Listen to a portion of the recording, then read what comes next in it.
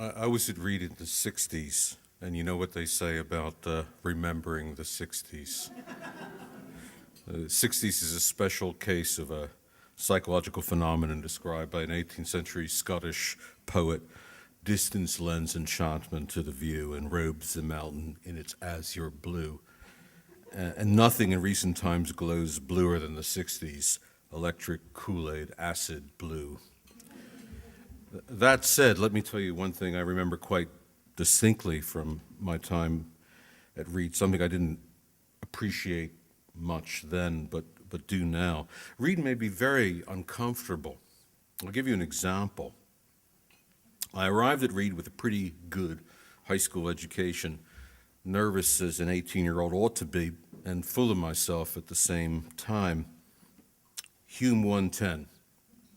My first paper conference, the assignment was the figure of Odysseus as hero in the Iliad.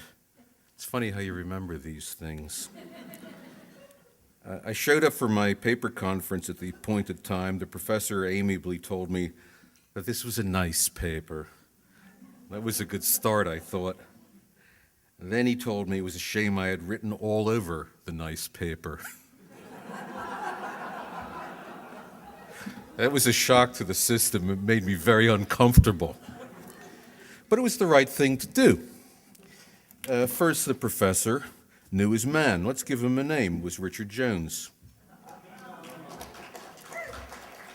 He sussed out in the way that good teachers do which of his students needed which sort of treatment, which needed a stroke on the head, and which needed a kick in the butt.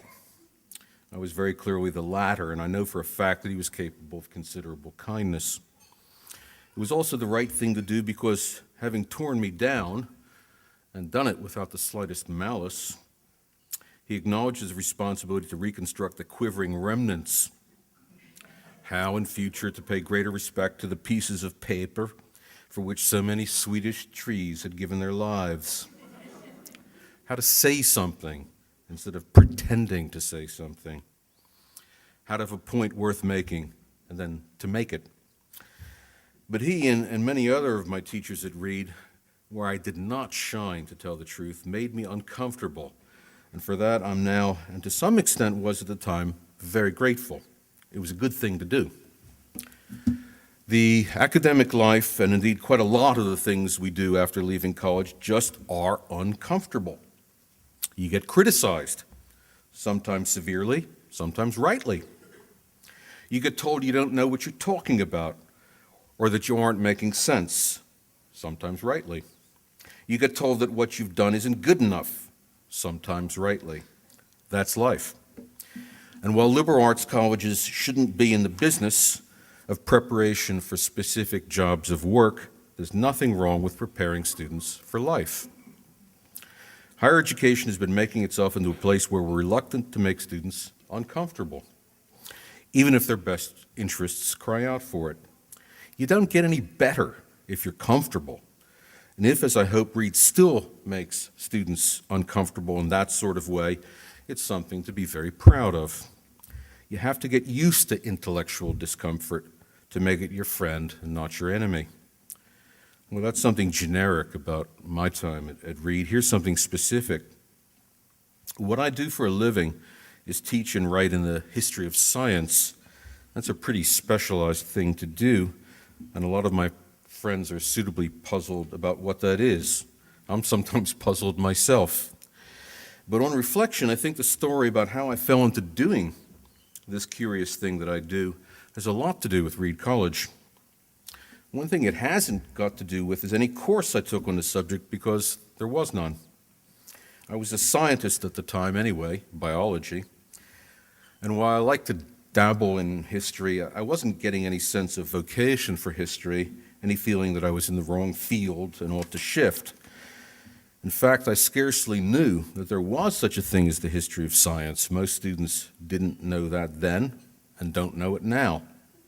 And that's uncomfortable. You do the thing and you constantly have to explain not just what it is, but what the point of it is. And even when I quit graduate work in genetics, it wasn't for the history of science, which it took me about 2 years to discover existed. I drifted into it. It's a long story, it's too long. But when I did discover it, I also discovered that I had been pretty well prepared for it. That preparation wasn't my sole encounter with the subject in what was then Hume 110. I happen still to own the book we were meant to read. It's in my bag over there. It covered several lectures on medieval and early modern science, things like impetus theory. I found this stuff very, very boring. That's what I wrote in the books, very, very boring. I'd like to think that the subject is better handled now in Hume 210, since what today's students are required to read is my book, a thrilling, can't wait to turn the page thing.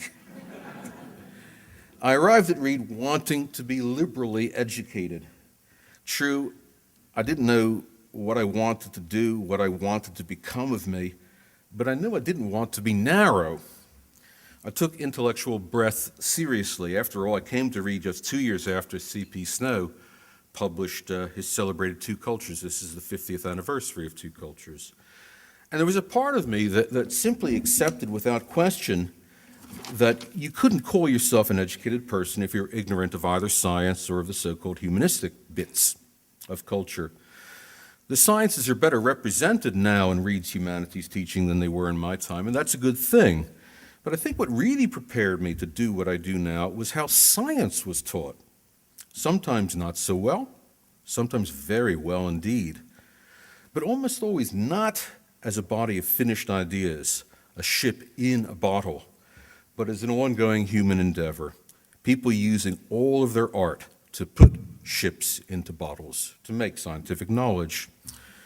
Something really clever people have done, and something which, if I were clever enough, I could hope to do too. And the slogan of the day, yes, you can. Science, in fact, as a humanistic endeavor, no less than philosophy or painting or poetry, and that's what I spend my academic life doing, writing about science in the past and at the present as a humanistic endeavor.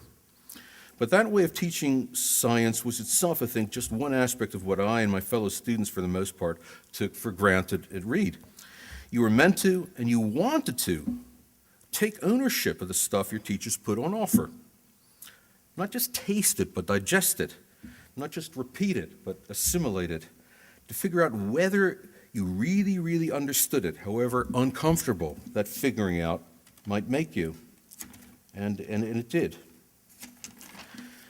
It sounds a simple thing, but even though Reed can't be unique in that respect, it's not so common. It was very uncomfortable and very, very valuable.